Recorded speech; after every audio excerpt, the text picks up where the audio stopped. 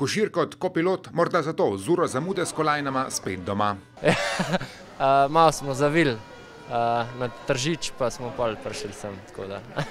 Pravzaprav so Tržičani zavili na Brnik in bučno pozdravili svojega prvega dobitnika olimpijske kolajne. Na tekmovanjih so mogli zelo zgodaj vstajati, danes so mogli biti pač dolgo po konci. Ne vem, če sem si vse to zaslužil. Seveda si je, z veliko odrekanja, s trdim delom, brez trenerja, zaslužil bi si tudi več podpore Smučarske zveze. Pomembno je, da sem sam sebi dokazal, da sem tega sposoben.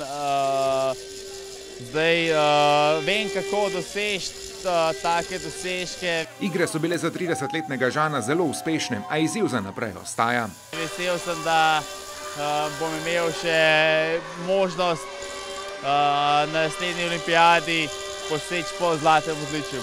Brez odličja je ostal fak, se je pa zato toliko bolj veselil uspehov prijateljev iz reprezentance.